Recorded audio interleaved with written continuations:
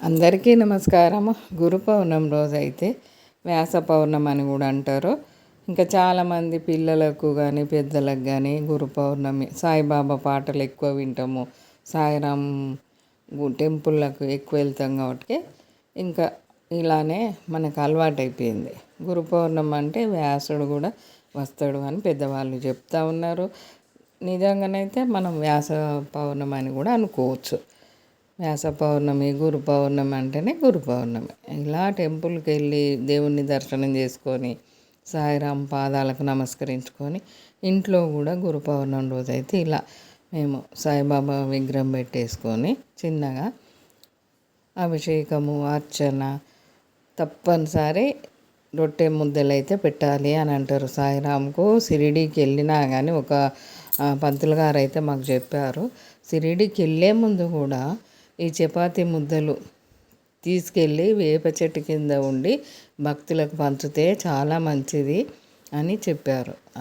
ఇది తప్పనిసరి. మీటపాను కూడా పెడతాము. ఇంకా ఆయనకు గణపతి ఆకుతోటే దండలు ఎక్కువ చేసేస్తారు షిరిడీలో. ఇంకా మనకి ఇంటి దగ్గర చెట్లు, ఇంట్లో చెట్లు తప్పనిసరి ఒకటి రెండు ఉంటే గురువారం ఇలా పెట్టుకోవచ్చు. గణపతి ఆకు ఎక్కువ మనం సాయిబాబాకు అవే దండలు గుచ్చేస్తారు, ఎక్కువ మాల కట్టేస్తారు. ఎన్ని పూలు పెట్టినా కానీ ప్రతి ఇంట్లో అయితే ఇలాంటిది ఒక చెట్టు ఉండాలి. గురువారం అన్న ఒక్క తులసి దళం ఎలా పెట్టుకుంటామో ఈ గణపతి ఆకు కూడా అలా సాయిబాబా దగ్గర పెట్టుకోవాలి. ఆయనకి ఇష్టమైంది అన్నట్టు అది తప్పనిసరి. చిన్న చెట్టు ఉండాలి ఇంటికోటి. ఆ స్మెల్లు వాతావరణం కూడా చాలా మంచిది మనకు. ఆ గాలి కూడా ఎక్కువ మన ఇంట్లో రావడం వల్ల ఇంట్లో అంత చెడును తీసేస్తుంది. మంచి వాతావరణము, మంచి గాలి, తులసి వనము, గణపతి వనము. మా చిన్నప్పుడు అయితే అవే ఎక్కువ ఉండేది. సబ్జాక్ అని అదొక తీరు ఉంటుంది. ఇంకా అది సబ్జాక్ అంటారు. అది కూడా మంచి స్మెల్ వస్తుంది.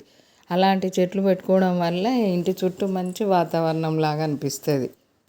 చిన్నగా పూజ చేసుకునేటప్పుడు కూడా అన్నీ మనం దేవుడి దగ్గర పెట్టడం వల్ల కూడా మంచి స్మెల్ వస్తూ ఉంటుంది. ప్రతి సంవత్సరం అయితే తప్పనిసరి గురు పౌర్ణమి రోజు శనగలతోటి దండ గుచ్చేస్తాము సాయిరాముకు. చపాతీ చేసి రొట్టె మనము బెల్లం వేసి ముద్దలు చేస్తాము. నెయ్యి వేసుకున్నామంటే మంచిగా ఉంటుంది టేస్ట్.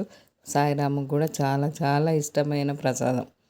ఇంక ఇలా పెద్ద దీపం పెట్టుకొని నైట్ అంతా కాపాడుకుంటాము. మీటపాను కూడా తప్పనిసరి పెడతాము. మనం ఎన్ని నైవేద్యాలు చేసినా కానీ సాయిరామ్కు బాగా ఇష్టమైనది ఒక్కటి చేసినా కానీ ఎంతో సంతోషంగా ఉంటుంది. మనకే ముందు ఎక్కువ సంతోషం.